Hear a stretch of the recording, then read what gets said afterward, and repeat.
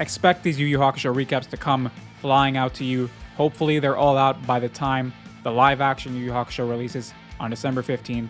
It's going to be difficult, but I'll try my best. Regardless, they'll be out in and around that date. So stay tuned, these videos are going to come at you hard and fast. With that being said, enjoy the recap of the first arc in Yu Yu Hakusho, The Spirit Detective Saga. One partly cloudy afternoon in the human world.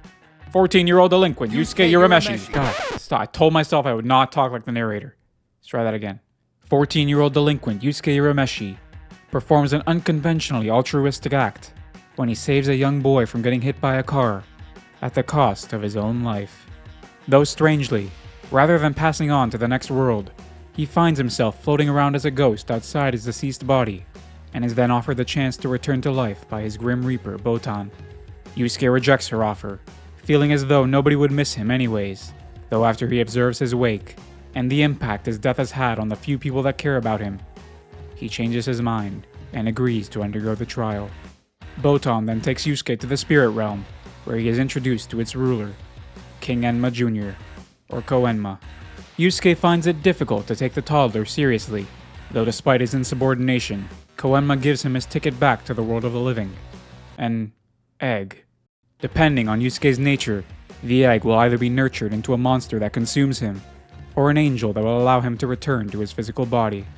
In order to ensure he has a body to come back to, he invades the body of his spiritually aware rival Kuwabara, and after living his fighting-filled life for an hour, he finds his childhood friend Keiko, and has her agree to take care of his body until he's back.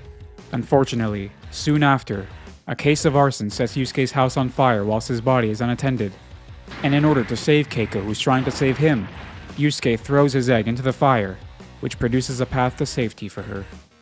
Though he threw away his one chance to return to life, Koenma appears, and decides to return him to life anyways, after witnessing him perform yet another selfless act. Some days later, Yusuke is given the chance to be resurrected, though he must get somebody close to him to kiss him before the clock strikes midnight, or he'll have to wait another 50 years for a chance to be revived. In true anime fashion, at exactly 12 AM, Keiko plants one on him, and our favorite delinquent is brought back to life. No sooner is he breathing the free air again, than he's kicking the ass of some rotten teens. When he notices an evil spirit exit one of the teens' bodies, he is once again visited by Botan. Then Koenma assigns him the role of spirit detective, now that he's back to life. With no consent whatsoever to take on the job, his first case comes about after 3 demons steal the 3 grand treasures of darkness from the great treasure hall of Spirit Realm. Koenma comes to him for help because of his clear qualifications for this extremely dangerous mission, then teaches him how to concentrate his aura into his fingertip to fire off a spirit gun. Or, as they call it in Japanese, Ray Gun! Come on, after that vocal performance, how have you not liked the video and subscribed yet? With the demons having escaped to human world, Yusuke uses his new spirit detective items to track them to a forest. Yusuke butts in on the conversation between Kurama, Hiei, and Goki, and after Kurama decides to leave the group, Hiei chases after him, leaving Yusuke alone with Goki. After Yusuke takes a beating from the transformed demon, he is knocked unconscious, but is allowed to live. Then Botan carries him back home. Apparently humans are able to see her now.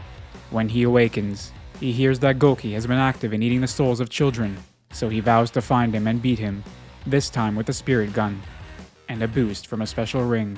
He can only use the spirit gun once a day, because he's a weak bitch. When he finds him, he is faced with yet another beating, but uses his street smarts to get through his tough body with his spirit gun, freeing the souls of all the children he ate. So, Yusuke recovers one of the 3 stolen treasures, and uses his spirit detective compass to track down one of the other demons, Kurama, who asks him to wait 3 days before he gives back the Anko Kukyo. This item grants the deepest desire of the wielder on the night of a full moon, in exchange for something. So, after 3 days, on the night of the full moon, Yusuke meets Kurama at a hospital, where the demon's human mother is ailing. Let's explain. Kurama was once a fox demon, though 15 years ago, after a grave injury, he fled in spirit form to the human realm, where he resided in an unborn child in order to rest and recover his powers. Though in those 15 years, he's grown to love his human mother, and so he desires to cure her of her illness, in exchange for his life. So, he uses the artifact, and is prepared to sacrifice his life, but Yusuke jumps in. willing to sacrifice himself in his place, for some reason. But as it turns out, they will both be important characters in the story, so they survive, and Shuichi's mother is saved. With 2 of the 3 artifacts recovered, Yusuke must track down the final and most dangerous of the 3 demons, Hiei. Though before he does, Hiei kidnaps Keiko after slicing her with his treasure, the Koma no Ken, which transforms any human it slices into a demon. Yusuke's spirit detective items alert him to their presence, and he agrees to Hiei's condition to trade his 2 recovered treasures for Keiko. But Keiko begins to transform into a demon, and whilst Botan tries to keep her third eye from fully opening, Yusuke engages the lightning-quick Hiei. Though after Hiei uses his Jagan Eye to transform and boost his strength and speed, Yusuke stands no chance. Lucky for him, before Hiei finishes him off, Kurama steps in to take the blow. Then after Yusuke gets another power boost for no reason, he uses his wits to knock out Hiei with a spirit gun. He then gives the antidote for the sword's poison to Keiko, and saves her from becoming a demon, though she still has no idea about his role as a spirit detective. And is jealous of him and Botan. With the artifacts all recovered, and the mission complete, Yusuke is given another task, to head to the residence of one of the most powerful mystics named Genkai, and ensure her teachings don't fall into the hands of an evil demon, specifically the one out to get her named Rando. Rando's killed and stolen the secrets of 99 psychics up to now. So, Yusuke arrives at her home, where hundreds if not thousands await their chance to win their place as Genkai's pupil, one of which is Kuwabara. He wanted someone who could cure his recent spiritual ailments. The duo pass multiple tests posed by the old psychic, until they reach the final 8, where a one-on-one tournament takes place to determine who will inherit her teachings. After observing just how powerful his opponents are, Yusuke takes a step outside where he meets Botan, then explains the situation to Kuwabara, as well as his role as spirit detective. Kuwabara's first fight takes place against the swordmaster Musashi, and being used to taking a beating from Urameshi, he stands his ground against his more experienced foe. Then, out of nowhere, he produces a spirit sword to block his enemy's attack, and catching him by surprise, knocks him out, winning the fight. Next up is Yusuke against the martial artist Kibano, who was able to sense his spirit energy, and thus has the upper hand in their dark environment. Though even against this refined opponent, his years of fighting on the streets serve him well, as his unorthodox tactics gain him the victory. With no time to rest, they switch locations, and the semifinals get underway, with Urameshi taking on the shinobi Kazemaru. With his energy drained, his only path to victory is to use his opponent's attacks against him, which he does on accident, when he falls into a swamp, leaving Kazemaru to take the full brunt of his own shuriken.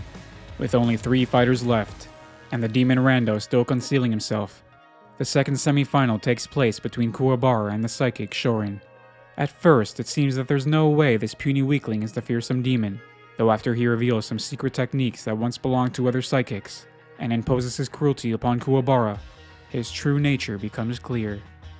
The final is then ready to take place, and Yusuke uses up all his energy to avenge Kuwabara, though when Rando reveals his true form, the demon's stolen techniques prove too powerful for the youngster. Just before he's eaten by some demon fish, Kuwabara's spirit motivates him to stop being such a pussy. Then he expends the last of his energy to fire off one more spirit gun. Though even that isn't enough, and only after one of Rando's techniques backfires, leaving him vulnerable, is Yusuke able to win the match. Genkai heals Kuwabara's injuries. Then for the next month, Yusuke stays at her residence undergoing her grueling training. Upon his return home, he's barely able to hang out with his friends for an afternoon, before yet another case presents itself. Botan explains that his city is being infested by Makai insects, parasites from Demon Realm, that are slowly turning the inhabitants into violent zombie-like creatures. In order to stop this pandemic, he must visit Demon City, where the 4 Saint Beasts who release the bugs are located, and destroy the bug flute they possess. So, Yusuke, with Kuwabara in tow, are transported to Demon City, and when there, they receive 2 additional allies for their mission courtesy of Koenma, Kurama and Hiei. Koenma said he may acquit them of their crimes if they help out. After Hiei repays some of Yusuke's trust he put in him in a trial, the group head to the castle where the 4 Saint Beasts are located. Their first encounter is with Genbu, the Stone Beast, and Kurama steps up with his rose whip to slice his opponent to pieces with a rose. Next up to fight is Kuwabara, whose improved spirit sword technique does him little good against the Saint Beast Byakko, who swallows up Kuwabara's spirit energy each time he's attacked. But Kuwabara fills him up past his limit, and though the White Tiger seems defeated, he appears again in his lair, where Kuwabara does his best pole vaulting impression to knock the beast into the lava. Next, Hiei is confronted with Seiryu, the blue dragon, but the Saint Beast's ice techniques are no match for our Short King's speedy swordsmanship.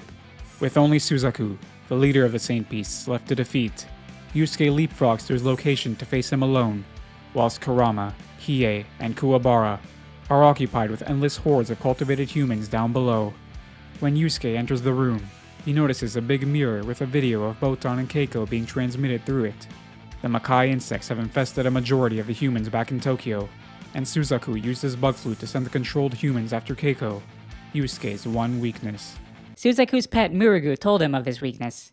Even with all of Yusuke's training, Suzaku and his manipulation of lightning, along with his dark spectral siege formation that duplicates himself, overwhelm him. But seeing his childhood friend in danger, and remembering Genkai's training, brings about his second wind. But it still isn't enough, and so Yusuke is forced to make the ultimate sacrifice to beat Suzaku. He expends his life force in return for power, and defeats all 7 of him, destroying the flute in the process. But unfortunately, it cost him his life. Did anybody believe me? Didn't think so. Oh yeah, Koenma and Ogre are watching this all take place back in Spirit Realm. Not that it really matters, just thought you should know. Kuwabara saves him by transferring some of his life force into him. Then 3 days later, Yusuke awakens in the Pompadour Bastard's bed. Yusuke knows he owes Keiko an apology for keeping her in the dark, but is unable to promise her full transparency from here on out, which bothers the young girl. But Botan told her that he's the assistant to some detective, so she still knows fuck all. Soon after, Hiei delivers a video to Yusuke courtesy of Koenma, and when he watches it at Kuwabara's house, he receives the details of his next case. His mission is to rescue an Ice Maiden named Yukina, being held hostage at a mansion in the forest by a human named Terukane Gonzo, who hopes to make money off the gems her tears produce. Oh, and she's also Hiei's sister. So, Yusuke, Botan, and the hopelessly in love Kuwabara make their way to the forest to rescue his love Yukina, where they are faced with a band of demons hired to protect the mansion, led by the infamous Toguro brothers.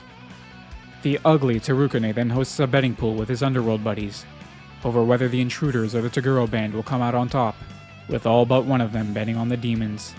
The delinquent duo manage to make their way to the mansion. Then they defeat the Toguro band's top 3 demons, the Sankishu, with Sakyo of the Black Club having won every bet so far. The final bet is about to take place. The Toguro brothers themselves versus the intruders. Sakyo bets on the intruders again. Yukina and the club watch on as the fight gets underway, with the older brother transforming himself into a weapon, as the younger one wields him. It quickly becomes clear to everyone, including Yusuke and Kuwabara, that they stand no chance of beating this monster, as he tosses them around like they're nothing. Though with a little guts and teamwork, Kuwabara is able to plunge his spirit sword into Toguro's stomach, thereby defeating him. With Terukane now bankrupt after losing the bet, he prepares to escape with Yukina in tow, but just then, Hiei arrives and saves his sister from his clutches. He doesn't tell her he's his sister though.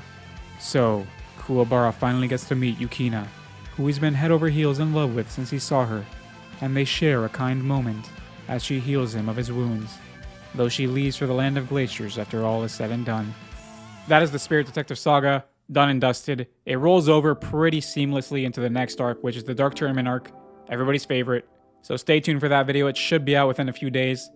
If you made it to this point in the video, you know what to do. Like, subscribe, comment, I love you all. Take it easy, and peace.